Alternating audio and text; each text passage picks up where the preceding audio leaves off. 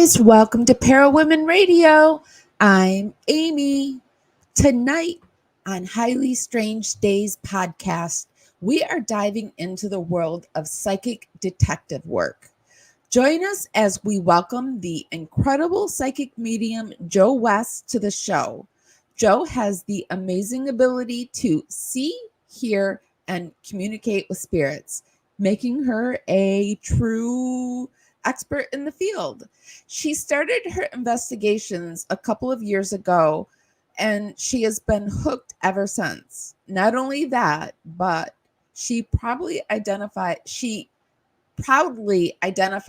as an eclectic witch. Talk about a triple threat.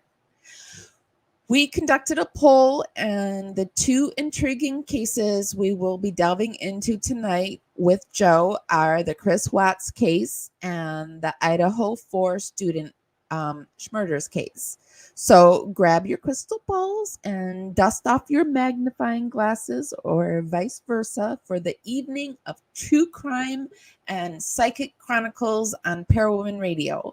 Get ready for a show that might give you some answers to your favorite true crime cases, but I have a sneaky suspicion that you're going to get some answers, but you're going to walk away with more questions. So get ready to uncover some mysteries and have some highly strange days while we're at it. While we wait for others to roll in, I'm going to roll some credits. Special shout out to my replay crew. It's Sunday, babies. You know I still love you. Welcome to Parawomenradio. I'm Amy. Here where my soul bleeds openly, deep in the heart of sin and you. Here in the blue, I'm falling deep into you. Here in the blue, I'm dancing with you tonight, and it feels fine.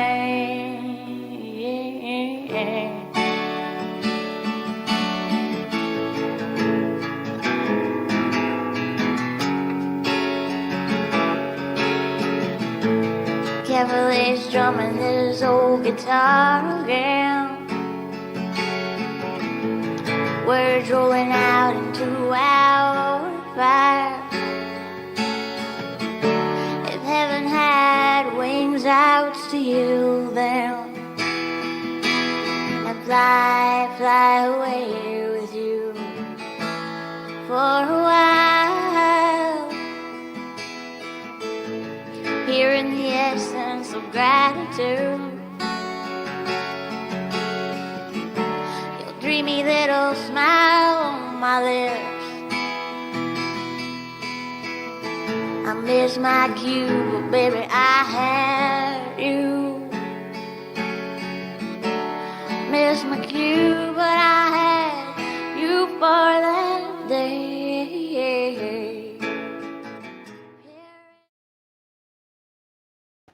Woohoo! Here in the essence of gratitude on Highly Strange Days, I have my good friend Shannon Fleckenstein.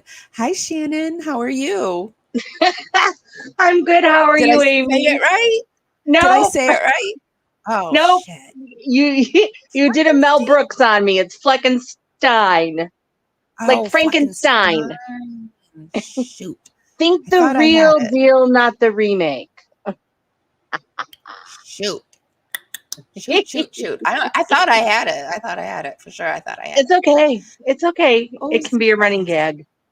Yes, I can do it next time. Even better, I'm sure. Oh. Well, I'm excited. Before today, I hadn't heard, I'm not really a true crime follower. So I knew nothing about either of the cases that we're going to talk with Joe about today. So I had to look them up and read all about them. Well, I That's thought fine. maybe you and Joe and, somebody else out there, they might not know. So I do have a little like bio I can read for each case before we go into it so that we'll all know what we're talking about. But yeah, they're great cases, I think. Great. Yeah, we had people vote on them, and this was the Idaho 4. People wanted to know, and my channel is the Watts case. I've got about hold on, my nose itches. About 75% of my viewers, I would say, know about the Watts case. So Yeah, I do see that you delve into it quite a bit. Is it one of your yeah, favorites? it's one of my favorites, but I did do a poll and I asked like what other cases can we start going into, because when I do a case, I like to do it all. I like to look at Yeah. the whole picture. And so we have a few more cases that they actually want me to go deeper into the Idaho 4 case, because it's supposedly if Brian Koberger's if Anne would quit dragging, that's his lawyer, would quit dragging her heels, it would finally go to court. But yeah, they want me to get back into the Idaho 4 again. I used to cover it a lot when it first happened, Mm-hmm. but I think it's starting to get ready to go heat up again. So I think Oh, that we need to start covering it again so we get refreshed and all of that good stuff. well, that's good to know because everything that Wikipedia told me about both cases is cut and dry. They know who Oh, got really? them. Yeah, I mean, I know that the Idaho 4, it says it's set for a trial next year, 2025. But Wow. I don't know. So yeah, this Uh, is interesting to me to know that there's more to it. yeah, and I thought it would be interesting to get into it with Joe to see if she saw anything more on the cases, and if uh, the people that we have to say certain words on YouTube, because we're coming to you today on YouTube, Facebook, and X. So if we could do that algorithm dance party that I like to do and just warm your fingers and dance them right up to the hearts and thumbs up button, helps us go out into the algorithm and bring more people back. But YouTube is very finicky on the words that we use here. So like Oh, the M word, the MURDER word, we have to say things like schmurder so that the algorithm can't pick it up. The bots that troll our things. And I don't like to say the K word too much either. So I like to, like, if you think it might be wrong, just try to like dance it up, make it a little jazzy so that the YouTube can't pick it up. okay, sure. Okay. All right. But anyway, so that's what I was about to say. I think the Idaho murder case and the Chris Watts murder case, they're both heating up. Well, the Chris Watts murder case is just a case that didn't go to trial, and that's the problem. But Oh, yeah, it didn't go to trial. And so he immediately copped to it. First, he said the wife did it, and then he immediately copped to doing it all. And well, he said the wife, well, okay. In the interrogation, it was fed to him that, did your wife do this? Because chicks are crazy, Chris. And he's like, no, she didn't do it. And then he's like, can I talk to my dad? And so they bring his dad in. He's like, she did it. Like it was fed to him. And so they stopped investigating immediately. And so there's so many holes in the fact that he confessed to. Yeah, there's just so many holes in all of it that people don't want to let it go. And it actually, when I was really sick, when I had my brain bleed, my stroke, and I was in the hospital, it was like a case that I kept listening to with my eyes closed. And it was just one of those cases that just stuck with me. So very good. are you, Very good. oh, okay. So let me see if Joe's here. I think I heard a click. I think she is. Yes, she's here. Okay. Let me get her a bio together.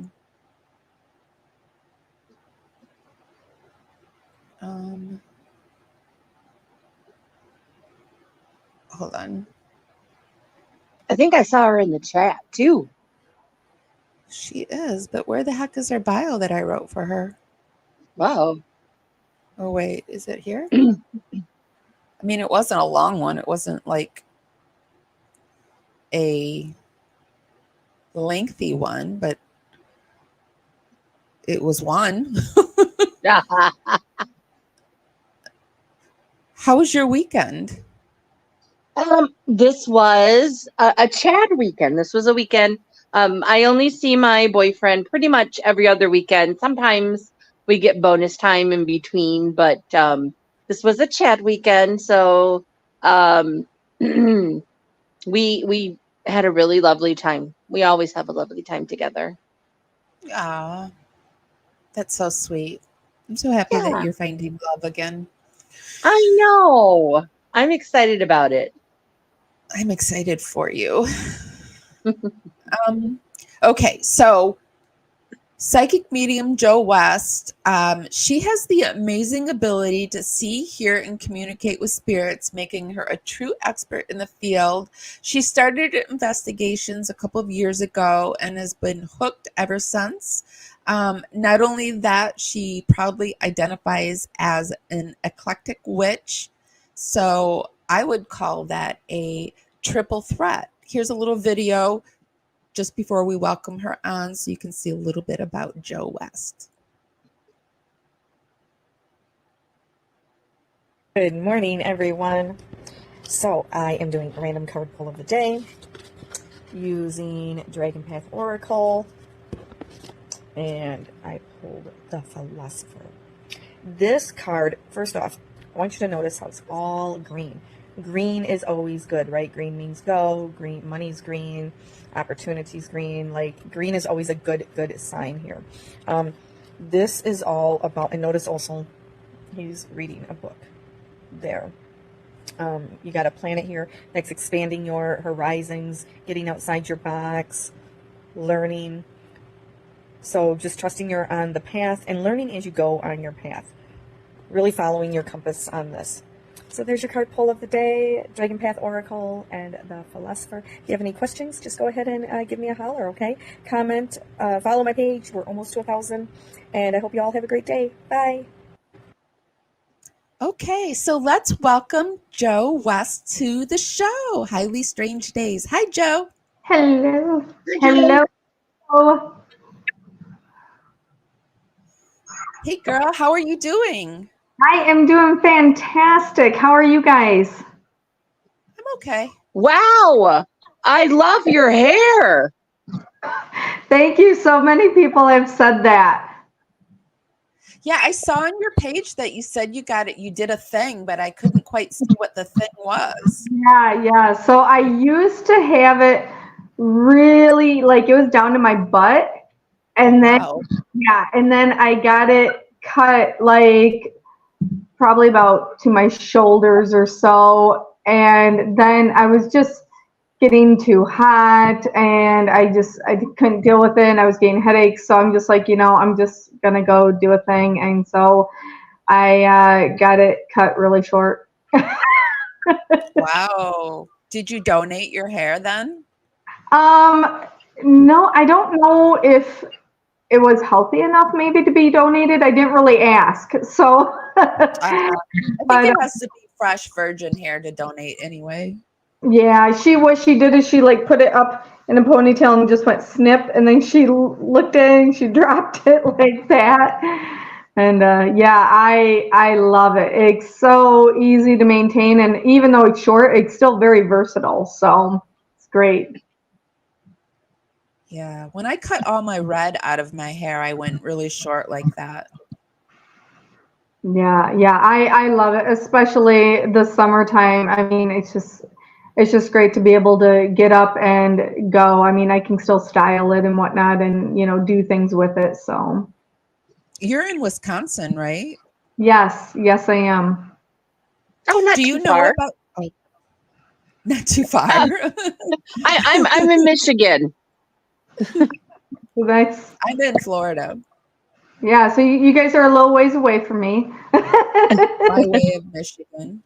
So do you know much about the Idaho 4 case? Do you hear much about it? No, actually, I don't know anything about that. And the Chris Watts one, is that the one with the children and the Yes. Okay. So my thing is, so I know about that case, but whenever anyone wants me to help on something or whatever the case is, when I'm helping like paranormal teams or whatnot, I never look into stuff because I feel like that's cheating. So, Yeah. I you know, didn't tell you That's the good. cases ahead of time because I thought the viewers might think that. right, So, right. So I mean, I love true crime. I'm a true crime junkie.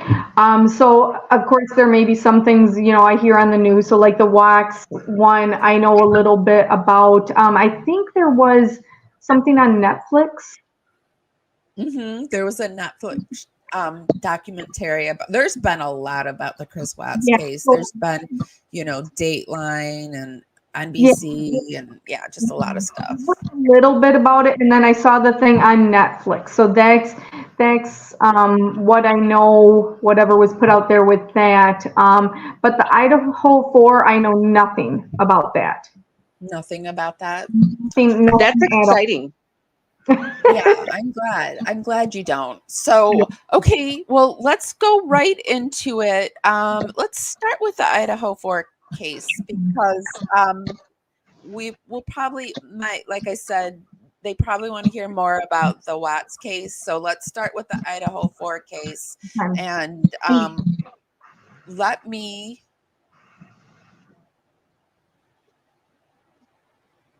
pull up the video of the house. Okay. Okay. No, everything's out of order. I'm just gonna go with it. Here we go. Okay. So I'm always very, very interested in the whole idea of a house. And there's a lot of talk about both of the places being haunted. And here's some video of the Idaho 4 home being tore down. Okay.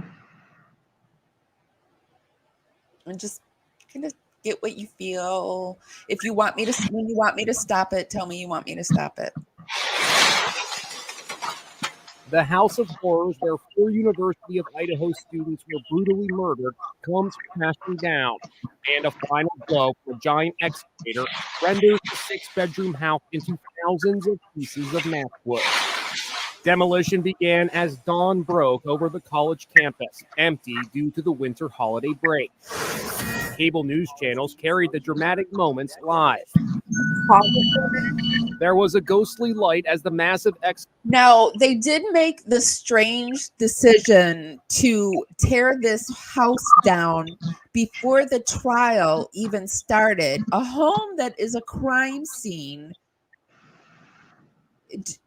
Do you get any feelings? Like, I think it's very shady, like the college, because it was donated over to the college, and the college really has pushed, and they won to get the house tore down, which many find is strange because the case hasn't even gone to trial yet. Yeah, I feel like that is very, very, very odd. Right away, as soon as you started the video, I just got very much a sense of terror and very much being scared. And then as the video played a little bit longer, I heard, don't go and leave, and just very much a frightening sense. Like to the point to where you're like scared stiff, where you're like paralyzed, scared. Hmm. Oh, Like, oh yeah. Well, there was one. Two of the college students made it out, and I had bios up on all of this. Two of the college students made it out.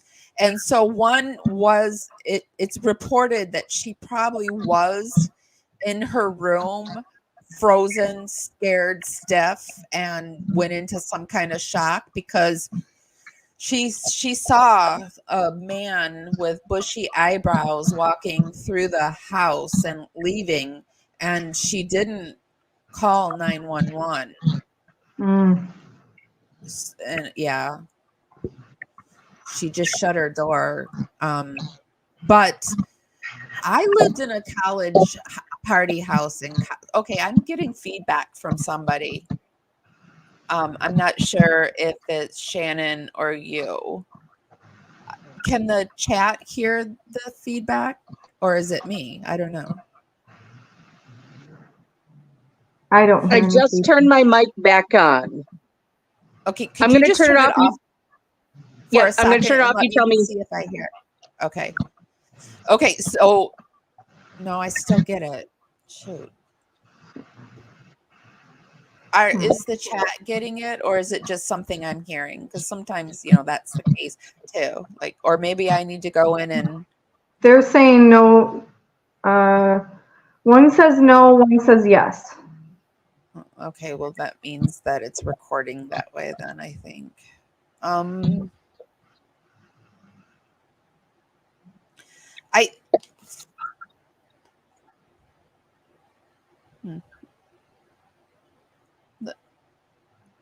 Let me see, because I did notice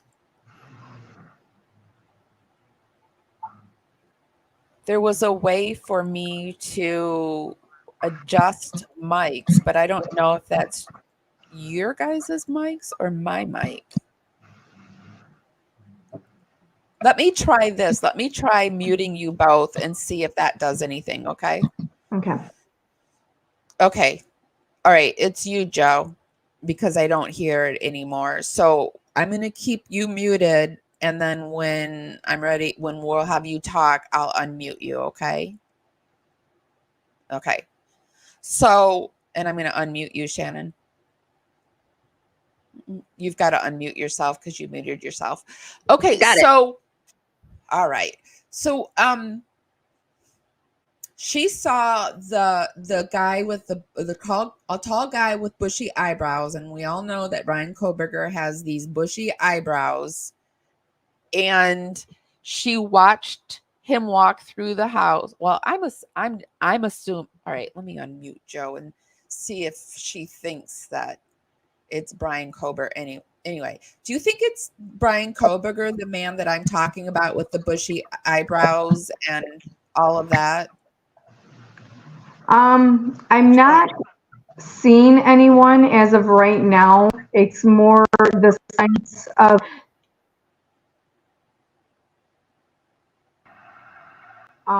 that's the biggest thing that is coming across. It's just a sense of scared and like I said, to the point to where it's paralyzing, but yet somebody is saying run, leave, trying to get out of there. Sorry, I'm just trying to play around with your mic while you're talking.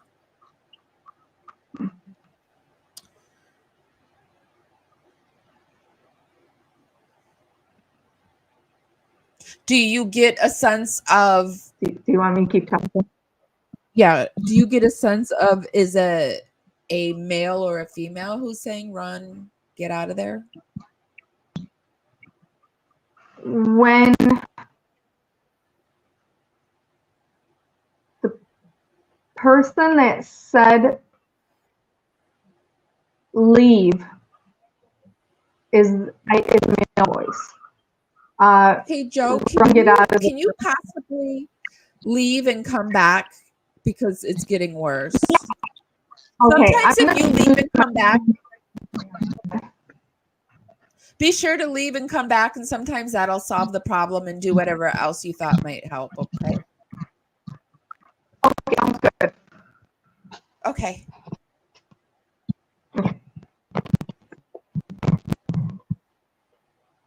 Okay.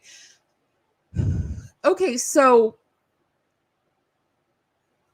while she's gone, can I clarify something that I'm not sure about that case? Yeah, go ahead.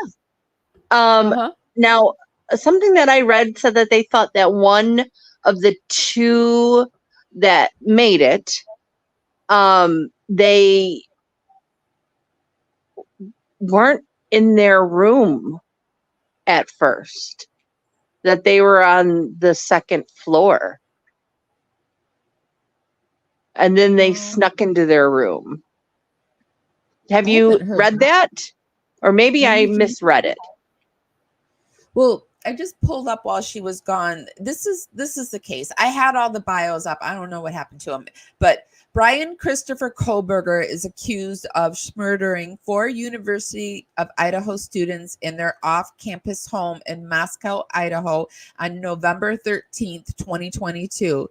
The victims were Ethan Chapin, 20-year-old, Xana Kernoodle, 20-year-old, Kaylee Gonzalez, I can never say that name right, 21, and Madison Maddie Morgan, 21. Kohlberger was arrested on December 30th, 2022 at his parents' home in Pennsylvania on 4 counts of first-degree murder. Now, there was the 2. I have not read that she was upstairs and came down. I just read that she opened and shut her door a few times and saw... she heard some things too. She heard somebody say, "It's okay, I'm here to help you." Or, "It's okay, I'm going to help you." One of the two. I don't remember the exact wordage, but that. And then she heard one of the girls upstairs say, or Xana, one of the girls upstairs or Xana say, "I think someone's here." And they also had a DoorDash or something like that, like right around 4-ish, and they think that it all happened at like 4:15. I mean, it's insane. Like, I used to think I always felt safer if more people were in the room with me, in the home with me, but no, it just doesn't matter, does it? It doesn't. No, it sure doesn't. And I lived in a home in college that it was like, we didn't lock our doors until 10 o'clock, but if ever. And it was like it was a Greek house. It was a society where co-ed, where male and female, and it was a party house. And it just terrifies me. I always felt safe. Like, I always felt like, the doors didn't get locked. I mean, we're all here together. We were all young and dumb a little. Yeah, and people say like, "Oh, they would have heard something," or but substances, when substances are at play, you don't hear the same stuff that you normally would hear, and you don't react the same way either. Okay, she's back. Let's see if I'm wondering if the voice that she heard that said something like, "I'm here to protect you, I'm here to keep you safe," I'm wondering if that's not paranormal somehow. No, it was a man's voice, and one of the boyfriends was there, and he got unalived. A man, his legs were slashed. He slashed his legs to bits. And he was a jock. The boyfriend, he was like on the road team or a baseball or something. He was like a jock. Joe's back. One of them. Oh yeah, Joe's back. But it was one of them. Hi, Joe. Hello. How do I sound? Much better. Yay. Okay. So it's my stupid new tablet. Oh. I don't know what is going on with it. It irritates me because it's literally brand new. It's like an Amazon Fire tablet or something that my husband bought for me. And it works fine except for the mic. Oh, bummer. Maybe you could buy a mic to go with it. You can buy mics that you can attach to those things. Yeah, that's what I'm going to have him do. Yeah. Good idea. Yeah. So I did a little reading. I found the bio. Oh, I found a bio for this case to update everyone why you were gone. And Shannon and I were talking about there were voices, audible voices that one of the living ones. I don't know. The other one we haven't heard a lot from the other one. But she did hear some voices. She heard like a girl's voice say, I think somebody's here. So it was obviously one of the girls. And then she heard a male voice say, it's okay. I'm here to help you, or I'm going to help you. And I heard the other day, like he could have been pretending to be like a police officer or something, because he was dressed in all black, like he's just crazy dude. But so tell us again, what did you hear, Joe, when you saw it? It was leave was the male voice. So male voice said leave, and then a female voice, very terrified, said run, get out of here. I bet you the girls upstairs would have said something like that to each other. And then downstairs, the male voice would have told him to leave for sure. Yeah. That's what I'm guessing. What do you guys think in the chat? How are you guys feeling about all this?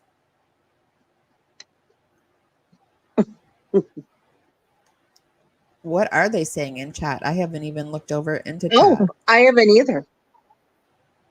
So Joe, while I'm looking into chat, do you get the target? Because people have talked about okay, I have heard over and over again that they think it's Kaylee. And I don't think it's Kaylee. I think it was Maddie. And this is we lost Joe. Shoot. Okay, she's back. Okay, so we have heard that the target was Kaylee, but I have always thought it was Maddie, and this is my reasoning. Well, everyone thought it was Kaylee's the really sexy one, and I don't know why they all thought it was Kaylee, but they just think it's Kaylee. But I think it's Maddie, because Maddie is a beautiful, beautiful girl. And she worked at this restaurant that was where he would go for vegan food. And she has this boyfriend who is kind of nerdy looking, but you can tell he's one of those guys that he's the nerdy guy, but he has tons of personality. So all the girls, just that's really sexy when, even if a guy's nerdy and has like all this swag and personality, and you can tell that's him. And that I think Brian looked at him and thought, why does she choose him and not me? Because Brian thinks he's got all this swag and personality. But that's just my, you guys, this is all our opinions for educational and entertainment purposes only. I encourage you to do your research on your own. Anything that we watch, I will put down in the description below. And I encourage you to just take this for what it's worth. Okay, what do you think? I have to put that out in every live. So what I'm sensing right away is just, and again, I know nothing about the case, just from whatever you've said, but I'm sensing there's a little bit reasoning and purpose behind both women.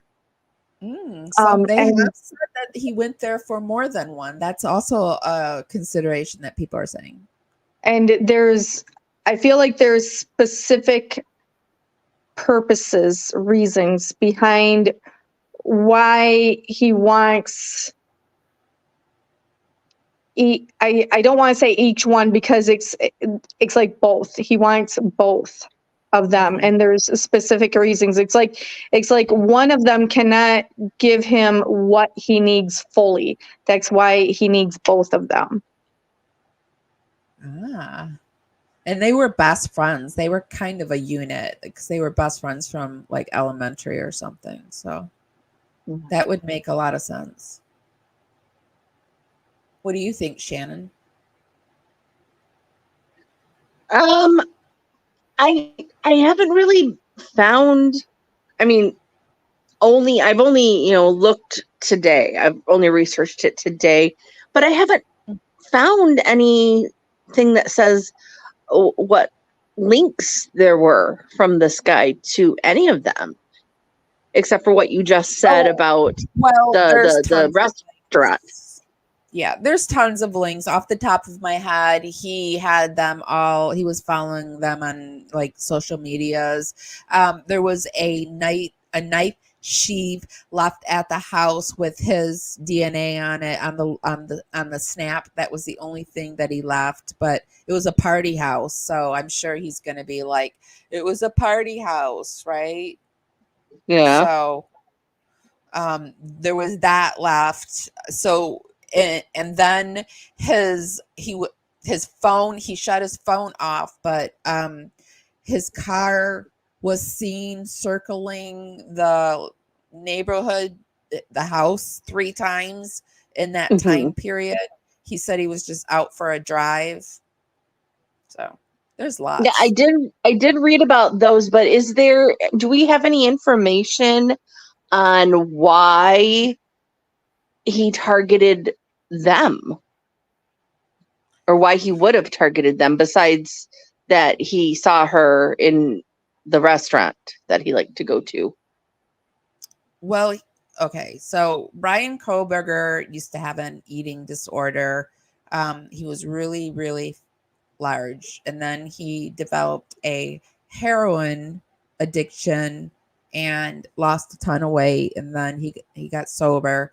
And then I found this out the other day. He had 2 plastic surgeries to remove his skin flaps from hanging over his junk. And he became like working out intensely, and he became vegan. And he would go to this there wasn't a lot of vegan places, and this wasn't just a vegan restaurant. There wasn't a lot of vegan places, or maybe this was, I don't know. He became obsessed with his veganness, because he made his family replace their pots and pans because it once cooked meat in it. Like, he started becoming he was obsessed. And his past friends said that after his addiction, he just changed, and he was just weird. And so he was seen at the restaurant a lot, and he was following him on social medias.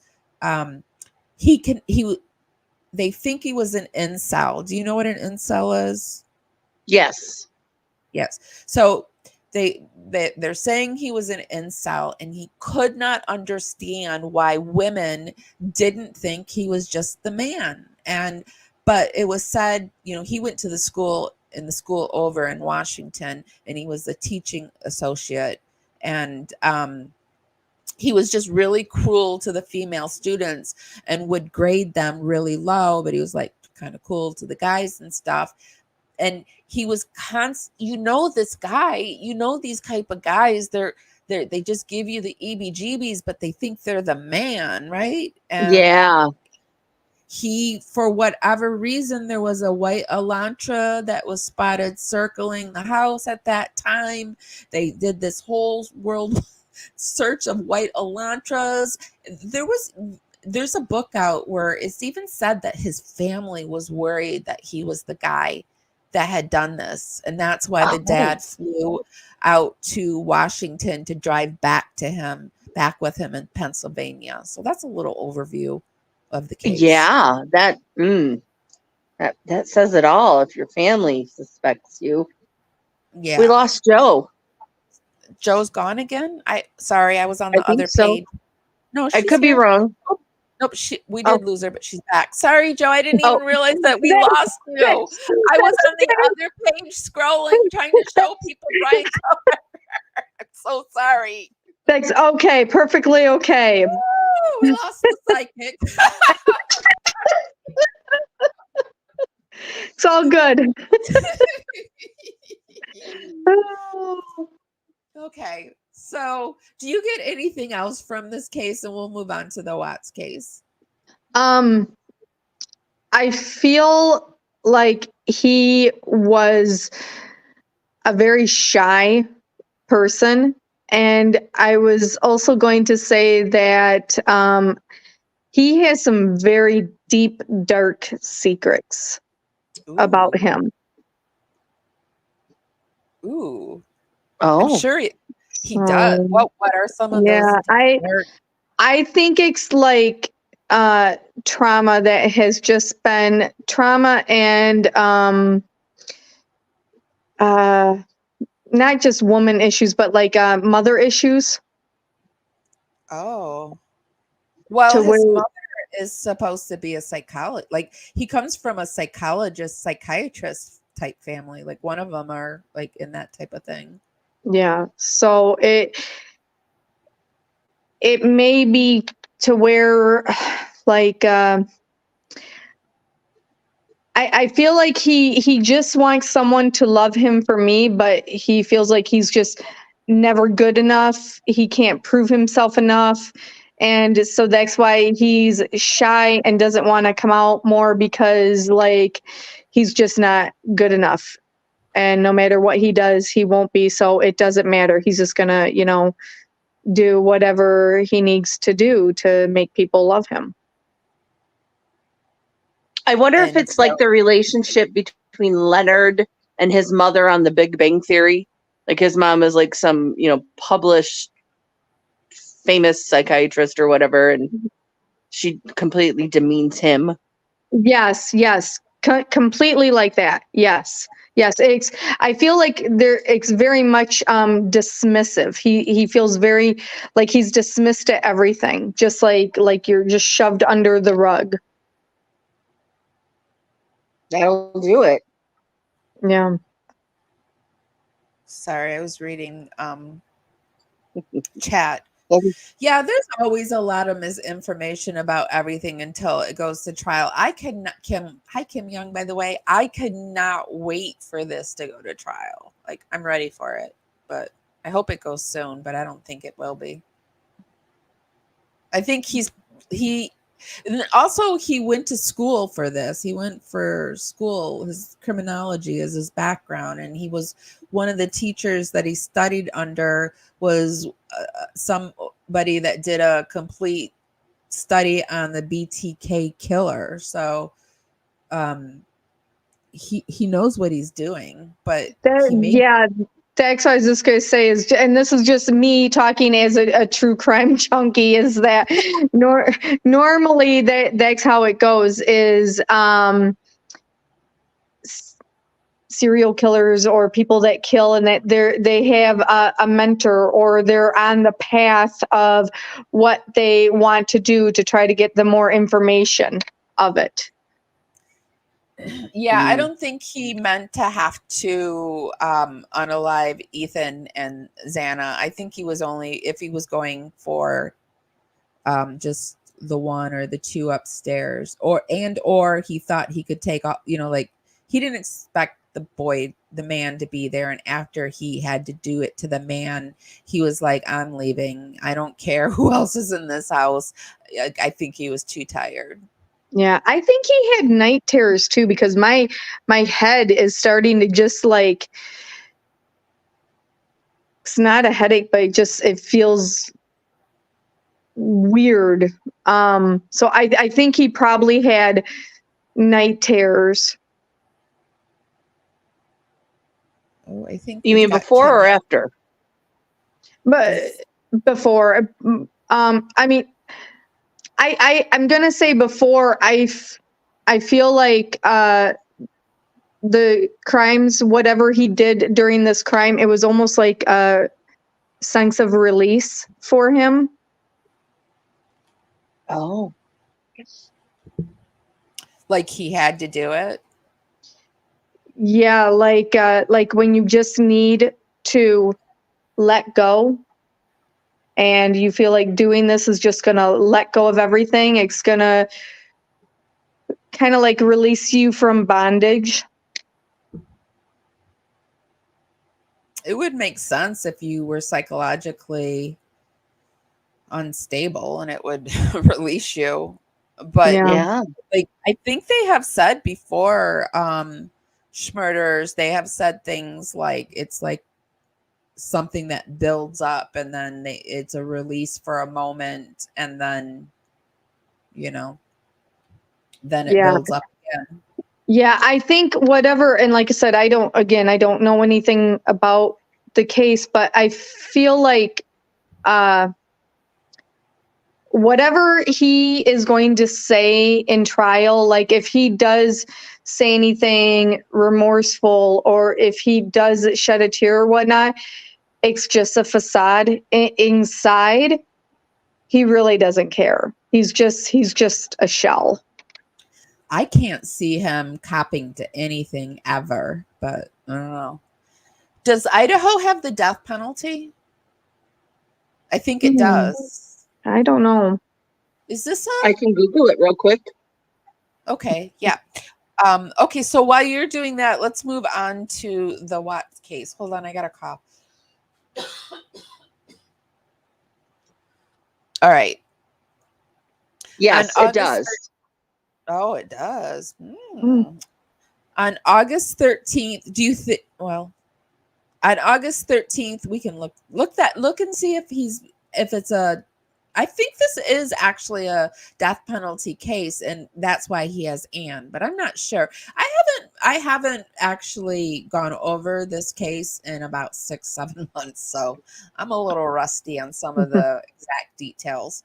But let's move on to the Chris Watts case. On August 13th, 2018, Christopher Lee Watts, an oil field operator in Frederick, Colorado, murdered his pregnant wife, Shanann, 34, and their two daughters, Bella, 4, and Celeste, 3. Watts initially denied involvement in his family's disappearance, but was arrested on August 15th after confessing to detectives during a 6-hour interview. Watts claimed that Shanann threatened to leave him and take the children after he told her they wanted to separate. He said he put his hands around Shanann's throat in a fit of rage after seeing her do the same to the girls, and then drove to a remote oil field with their bodies. He put the girls' bodies in the oil tanks, and then he buried Shanann's body in a shallow grave. Now, there is a lot of debate about this case among the Watts Island people. So, as I always put this, we can have different opinions and still get along here. That's very important to me. All right. Okay. So, getting into this case, do you feel anything? Do you hear anything initially? So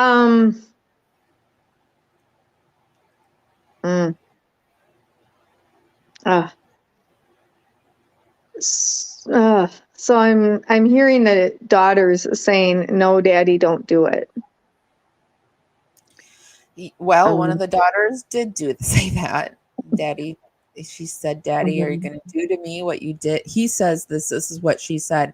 "Daddy, are you going to do to me what you did to Cece?" And he doesn't remember what he said. And she said, "No, Daddy, don't."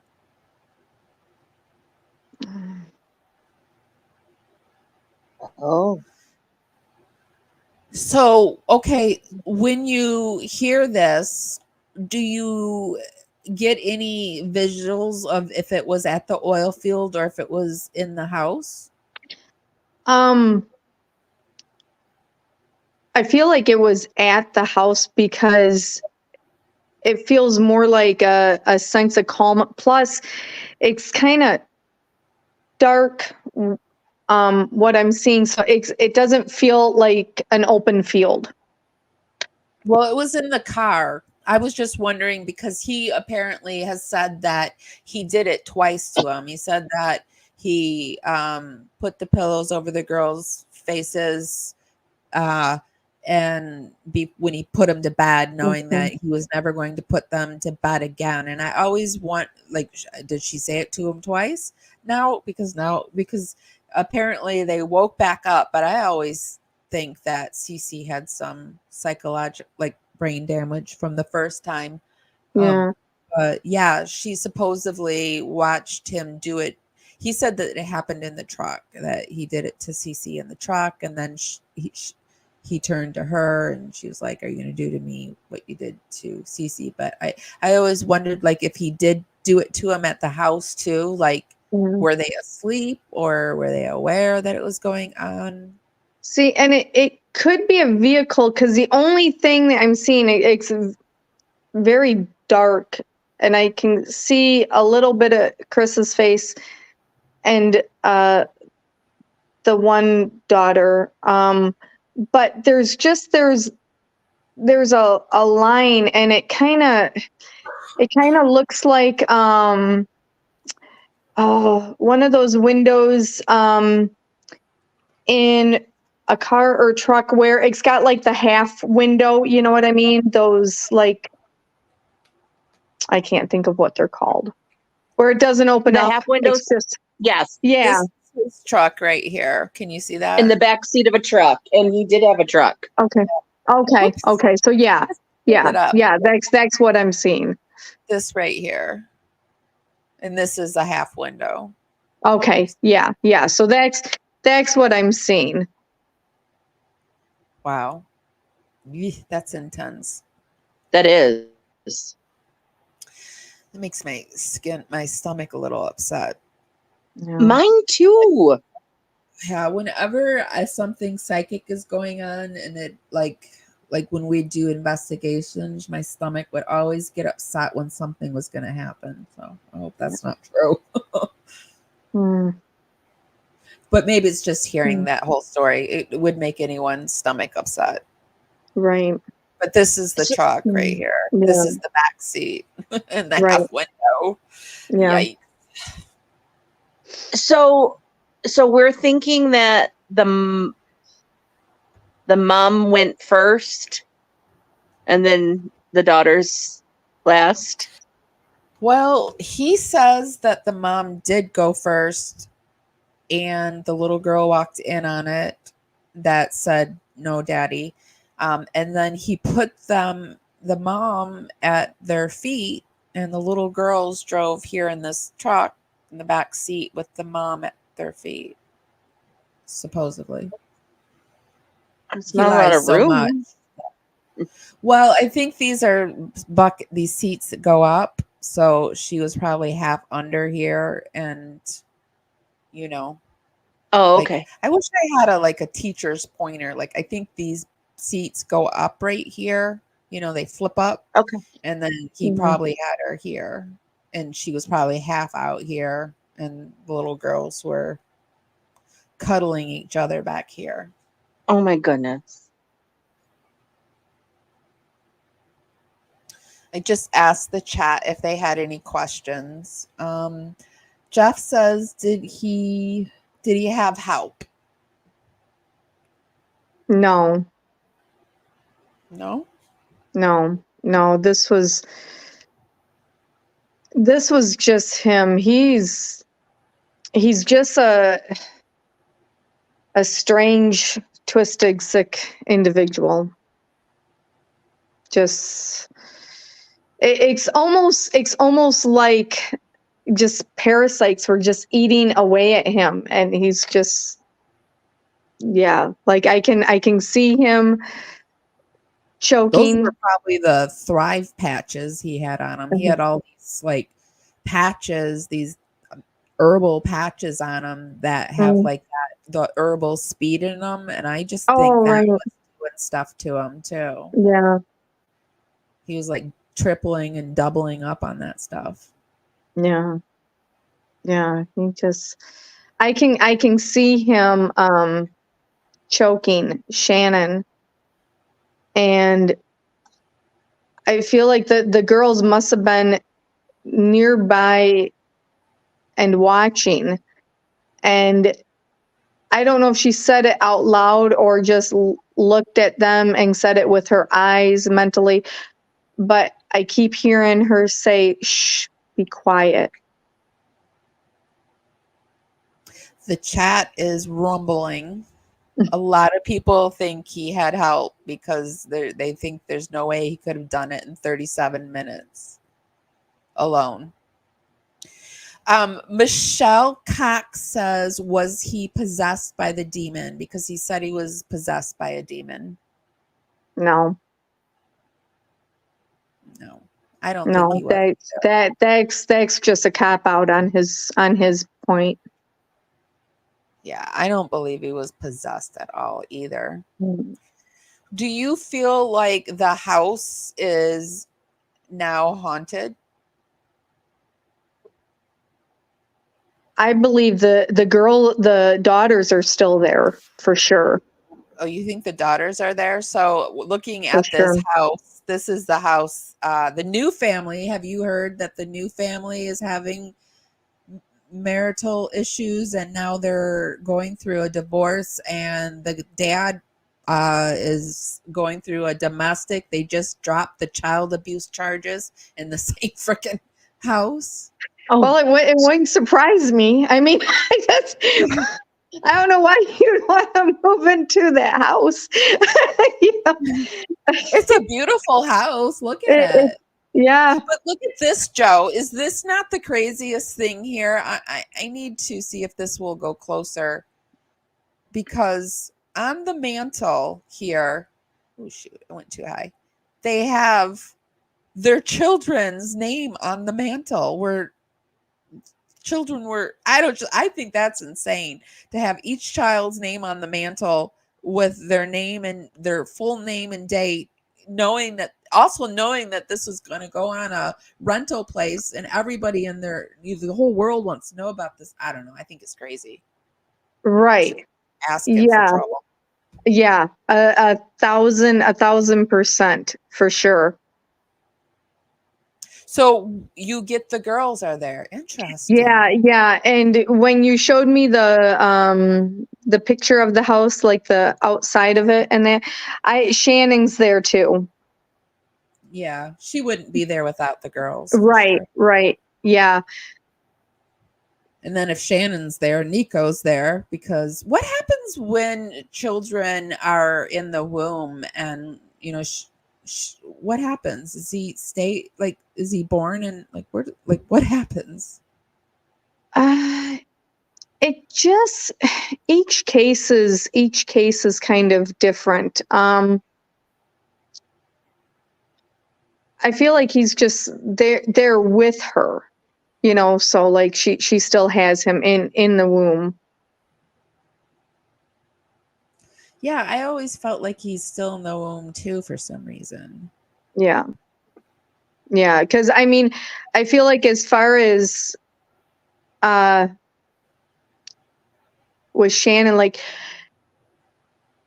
she has more control over that, so this is her way of she's keeping him in the womb to protect him. Oh, that makes sense. Yeah. Incredibly sad too. Yeah. Now I feel like something went down in the basement. Do you get that feeling?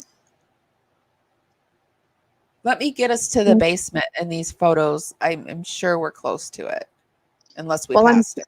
I'm seeing blood spots already in the basement. That he had to clean up. Yeah, there's definitely blood spots, and I'm not saying like a whole bunch of blood spots, but I'm seeing maybe like 5 to 8 blood spots. What would the blood spots be from if they were all around their neck?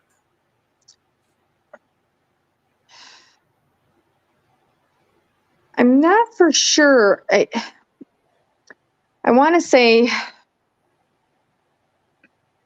I'm wondering if he cut himself at one point, because that's almost what it's like if you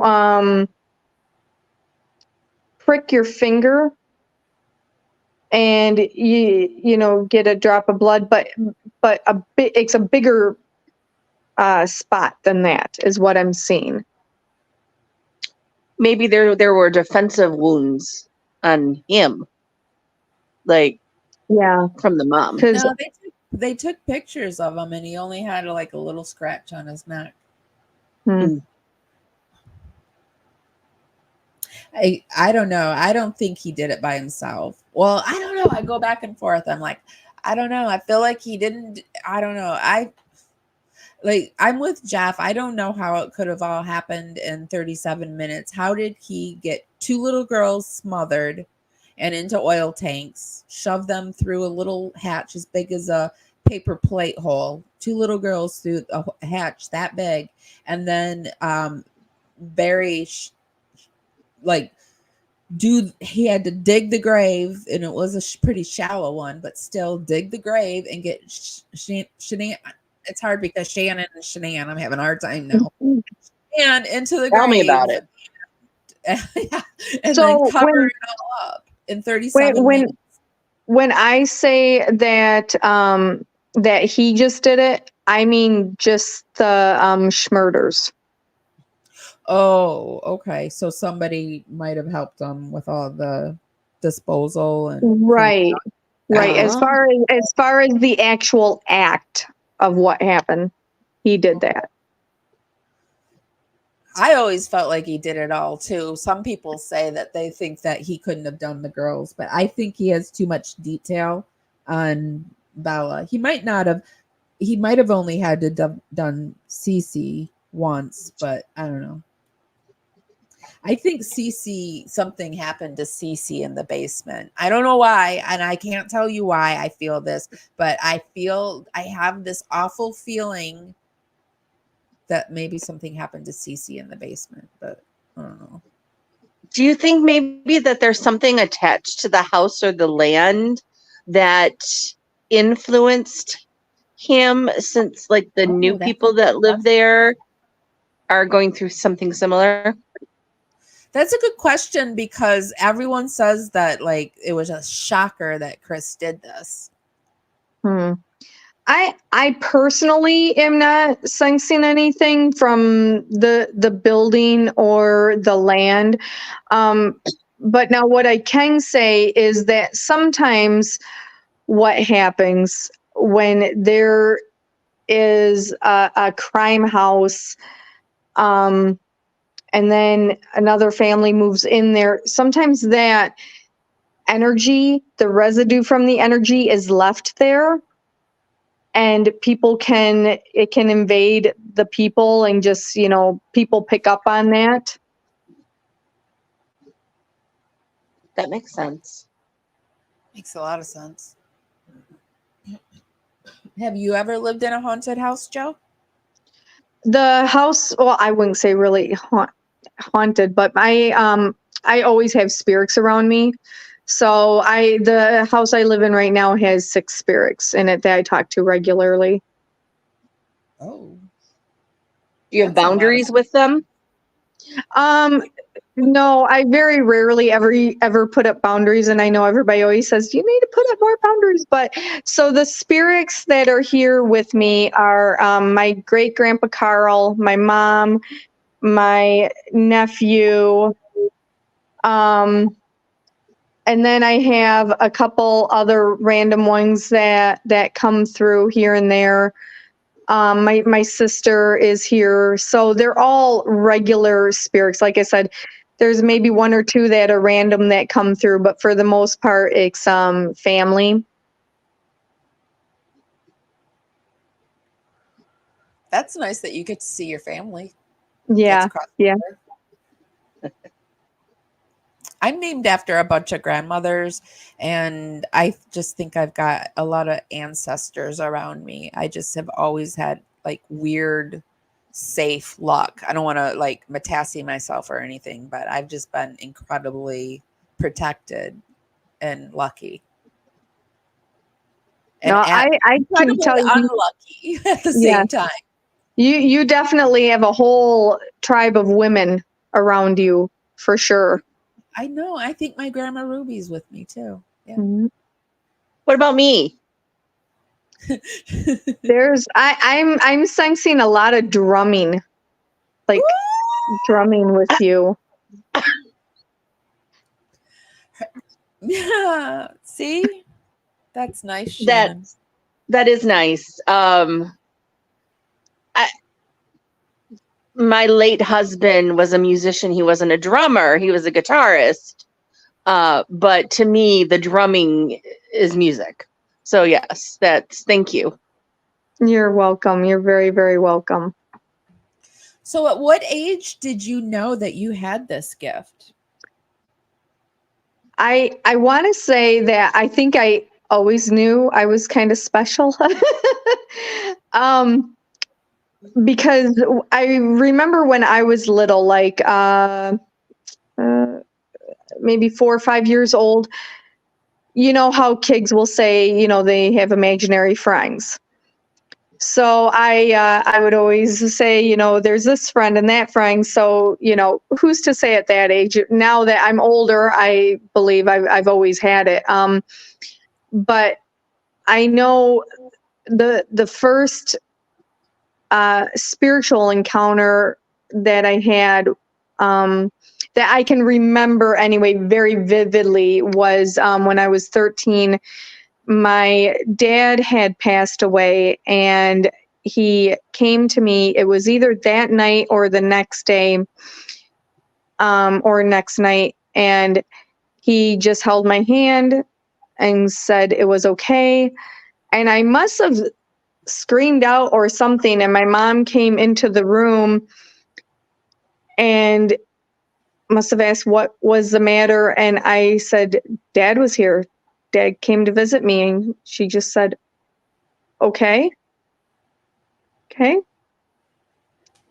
And that was that.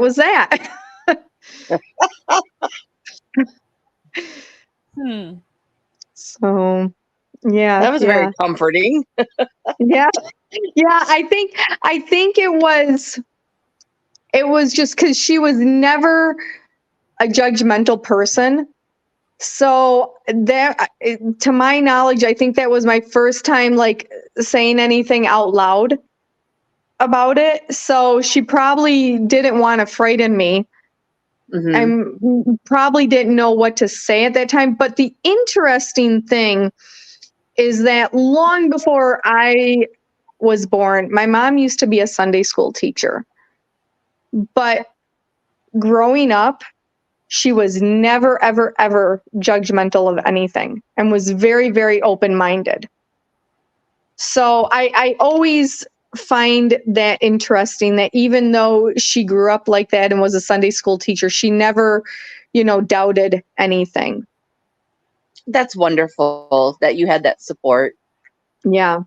And I've always talked to my next sister that's closest to me in age, and I remember I've always told her everything, and anytime I said anything, she just always believed me. Like there was never no questioning of me, there was never no doubt, nothing. Everybody just always believed me. That's good. That is so awesome. Yeah. Sorry. Yeah, it is. Go ahead, Amy. Yeah, that's why it's like it's so normal to me. So when someone says, "Well, how this or how that," it's like how do I explain it? It's because it's like me talking to both of you right now. This is how I talk to my spirits. I mean, I literally say good morning to them. How are you doing? Would you like to talk this morning? Stuff like that. What is it like to you're being eclectic witch? How long have you been that? And how did that start? So I kind of feel like I always thought there was something I needed in my life. And like I said, my mom was a Sunday school teacher way before I came around, but I went to vacation Bible school and everything else. So I would go to church occasionally here and there when I thought I needed something in my life. And it always seemed to work for a little bit, but it was never like a long-term solution. And I've always been a very open-minded person. And then I watched this show on Netflix. I believe it's called Luna Nera, and it's about witches. And this was 3-4 years ago now. And I was just like, that's it. That's what it is. It was literally like an awakening in me. It's like, this is who you are. This is what you need to do. And so that's how I did that. And then I just, try to find other like-minded people like that, other witches, and found some groups on Facebook and whatnot, and went about it from there. I love that. I love that you said you've had an awakening, because I'm so happy for people when they find their tribe, or they find their person, or they find their purpose. It's just really beautiful to see. Yeah, it is. And I tell people when I talk about it, I'm like, I feel complete now. I honestly really feel complete now. Like this is my path, my purpose. This is who I'm supposed to be. And if somebody wanted to have a reading with you, how would they do that? So I am on many platforms. I'm primarily on Facebook a lot. So that's Joe West Psychic Medium Empath. All my stuff, I keep it simple. I keep my name all the same. On some, depending on how much wording I can do, it might just be Joe West Psychic Medium. But if you just type that in on Facebook, Instagram, TikTok, I'm on there. Wonderful. I have it up. Let me grab it. I accidentally exited out of the page. I'm on top of things today. That's Well, okay. It's Sunday. I, for one, am definitely going to find you on Facebook and add you. Oh, good. Yay. There you are. This is it, right? This is you? That is me. That's I wasn't yep. sure if you had like a private page and a No, professional page. I have. That's my personal page, and then I have my business page too. Yep. And you have reached 1K, so that means you can live stream. Yes. I'm so I tell you what, I am so thankful for all the people that support me and follow me, and my friends and family, and just the encouragement and love and support that I have from people is amazing.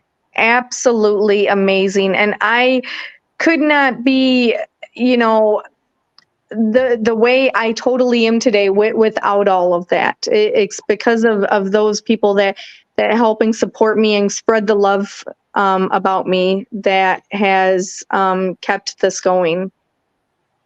Awesome. Mm-hmm. Oh, and I also wanted to ask you really quickly, are you doing readings with paintings as well? No. So this is funny. I probably could, maybe. I'm always open to doing different things. So with my paintings, this is such an interesting thing, because so I had, back in April, I had reconstructive foot surgery, and I was immobile for a while.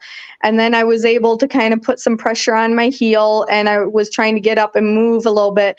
And one night, my husband and I were watching a YouTube video about spray painting. And now my husband is an artist. Like, he has airbrushed motorcycles and stuff. So him and his family, there's artists in his family.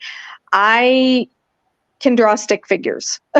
That's what I tell people, so we saw this video about spray painting planets and everything, and he looked at me and he's like, yeah, I want to try that. I'm like, yeah, that sounds like fun. And I was just excited, we're going to do this together and da-da-da. And so I thought, I'm going to try it. And so I tried it. I thought, I kind of like this. And so I sent some pictures out to my friends just to show them what I was doing. Everybody loved them, like completely loved them. And then I had one of my friends say she wanted to buy one. And I was like, well, I don't know if I'm going to sell them. Like, you know how sometimes friends will just be like, you know, say things that make you feel better. So I just kind of thought that that's what it was. And then she said, like, a couple days later, she's like, well, I want this one. I get first dibs on this one and everything. And I was like, okay. And she's like, well, how about, and this was a 5x7 picture, little flower picture. And she's like, how about I give you $40 for it? That's what my artist friends charge. And I was like, I literally replied, I said, you realize that this is me, right? This is like, so I was just like, okay. So I've sold 4 paintings so far and made like $160 because people asked me, they're like, well, what are you charging? I'm like, just offer something because I don't know what to charge. Yeah. So the only thing I am charging is a $10 shipping fee. That's but They are asking in chat how much you charge for a reading. For a reading, that's an easy breezy one. It's $50 for 30 minutes and $100 for an hour. Okay. Yeah. We've had people come on that have done readings along with paintings, or we even had someone come on where one woman did a reading and another one did a painting at the same time. So I just thought that was what it was one of the things you did. But no, this was just I don't even know what you would call this.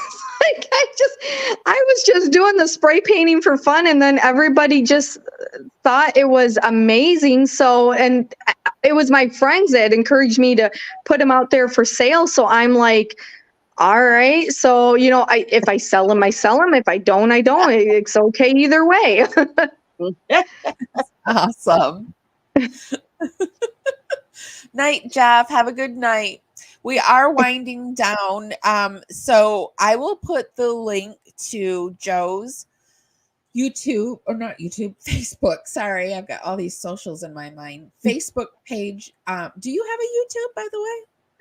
I do not, but I need to because it's been knocking on me forever. I need to do it.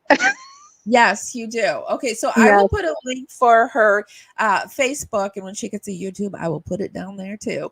For everyone, and if you want to go to visit Joe, I highly recommend you do that. And if you're over there on Facebook knocking on Joe's door, you know, you got to knock on our door too. We got hacked, and so I am redoing our page. At first I did it into a group, and now Facebook has changed that. I was up. Okay, so now we're doing a page, and we're like only at 7 followers, you guys. It's really sad. We were over 1,000. I know, isn't it sad? And so let me show you what it looks like over on Facebook. Come see us and add us. If you're adding Joe, you have to add us too. I haven't put that over there anyway, and that's sad too. So, but yes, visit us. And I am over on Facebook too. I'm Amy F. Williamson. So add me there too. And Shannon's over on Facebook too. Yes. Shannon Fleckenstein. Stein. I was walking around saying Flecken all day, so I remember because I wanted to say Finkelstein. That's what I wanted to say. And so I was walking around Fleckle. And then I said Stein. Oh, shoot. Anyway, Shannon's over there too. So, it shows that I'm live. I can do it live over onto my page because we've got like nearly 6,000 on my page. I'm not that sad over on Facebook, but we are over on our Parawoman page. Please help a page out. Could you? Sorry. I don't mean to keep you this long begging. Joe, thank you so much for being here. It's been a lot of fun. You're so welcome. It's been a pleasure. Thank you so much for having me. Absolutely. Yeah, it was a lot of fun. Thank you. Join us again. Okay, bye, Joe. Bye. Bye-bye. And that was Psychic Joe West. And as I said, I will put the link down below. What are you going to do this week, Shannon? Well, I have a occupational therapy appointment on Tuesday, so we'll see from there what they want to do to me. Getting any better at all? Huh? Any better? Getting any better at all? No, but Smoking I'm any- going to be. We Yeah. it's in my sights. It isn't. You are claiming being well and whole and able to walk and whatever Able to else pay you my wanna do. bills. Able to pay your bills. That is I am just waiting for the day that I am out of this base living. I mean every month worrying about if I'm going to pay my rent or if I'm going to have food. Mhm. Like people don't know how hard, like I know people know, like some people do know and they're living it, but other people that don't get it, like, I've No, never had to live this way. And it's the hardest thing I've ever had to do. And well, it's one it of the is hardest hard. things.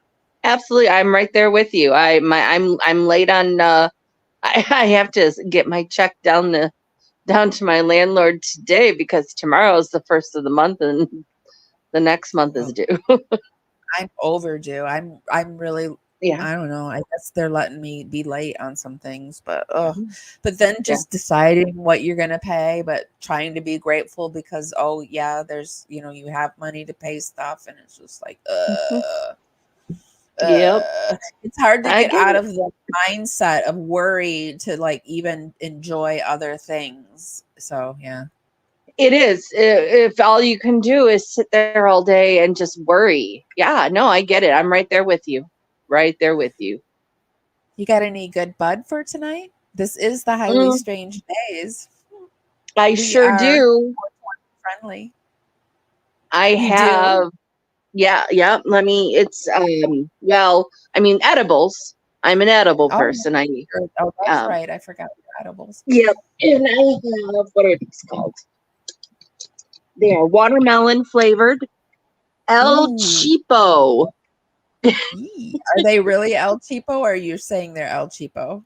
That's the name of the brand, Oh, El okay. Cheapo Canna Company.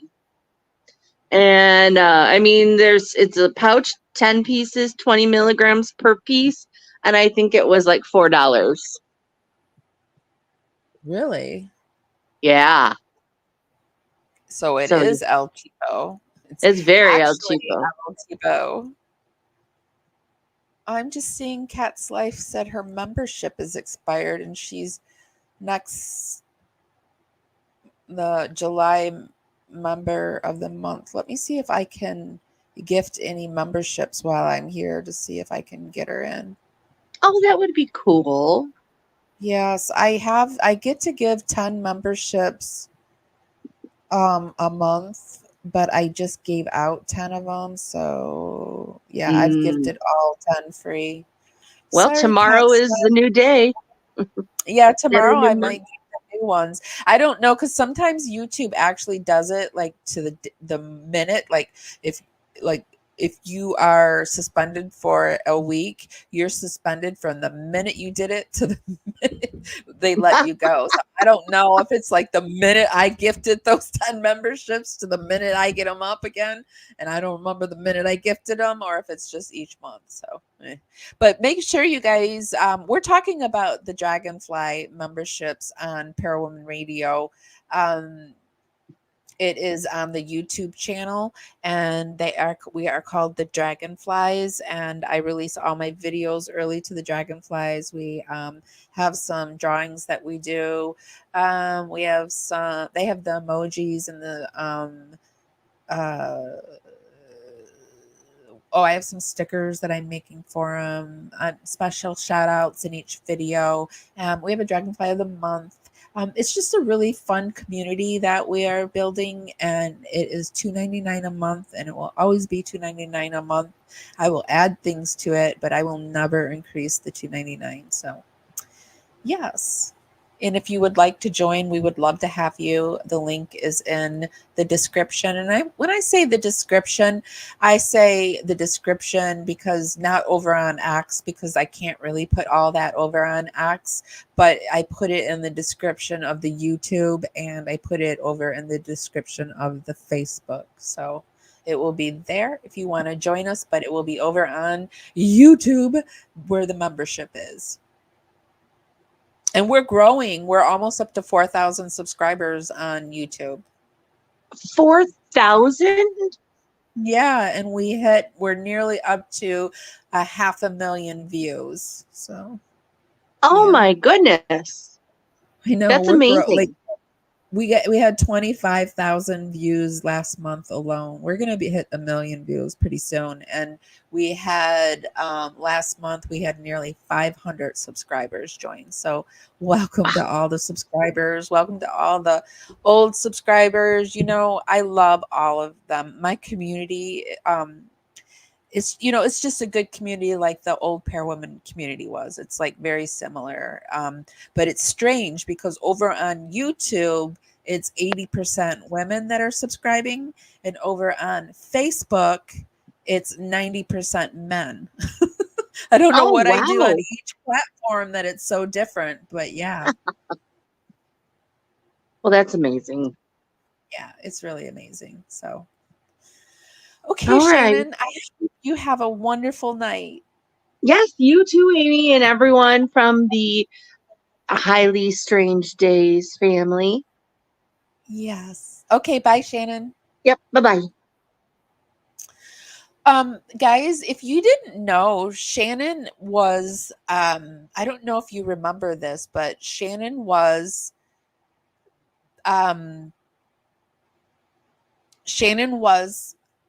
my old chat moderator back in the day when it was just a podcast. It was just a podcast, and I had a co-host. Well, I had a few co-hosts.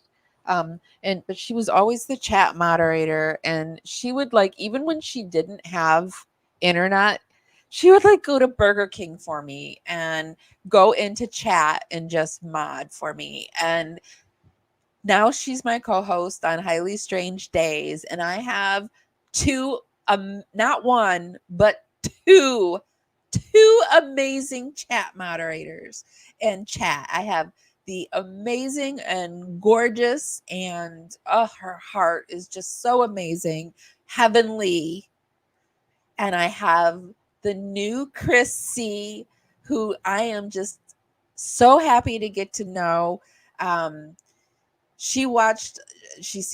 I mentioned the documentary, and she watched it, and I just feel so fulfilled because I have finally somebody to talk to about these things. But you know what? I actually finally have you guys to talk to. And I realized when I was doing Parawomenradio back in the day, and I did it every Thursday for 3 years, it was one of the highlights of my life. And the reason I stopped it was because I started going through a divorce, and my life fell apart. And I'm just now getting it back together. I thought I was getting it back together. I got sick, and then it got even worse. But I'm getting it back together, and I'm feeling this lightness and joy. But I have to tell you guys, because you guys are my friends, I need to get this off my chest. I'm also really scared. I'm really scared. I'm scared of success, and I see this succeeding, and I'm scared. So I need to tell you guys that. But you know what? I'm scared, but I'm pushing through it, and I'm coming to you every Sunday at 8 p.m., every Wednesday at 8 p.m., and every Friday at 8 p.m. live. And then I pop on here and there. And I do it because of you guys. You guys are just the most amazing people.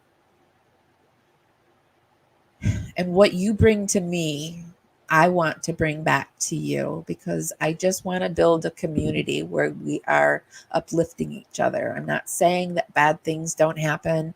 I know we all have these things going in our lives, but I want to be able to build a community that not only sustains me, but sustains you. I want to build a community that is sustainable for others, that brings income, that brings joy, that brings fulfillment. I even see us doing trips together. I just want us to find each other. Like, it's just a beautiful thing. And I hope that you have found your tribe. And if it is your tribe, I hope you decide to stay. And if nobody's told you this, and even if somebody has told you this, I'm telling you this. I love you guys so, so much. And I'll see you next time. Bye, guys. Hi, guys. Welcome to Parawomenradio. I'm Amy. Carefully strumming this old guitar, words rolling out into the fire. Never asked why my heart burned blue. Here in the haze where you inspire me. Here in the darkness I hear my cue. Time to find some solitude. Here where my soul bleeds openly, deep in the heart of sin and you. Here in the blue, I'm falling deep into you.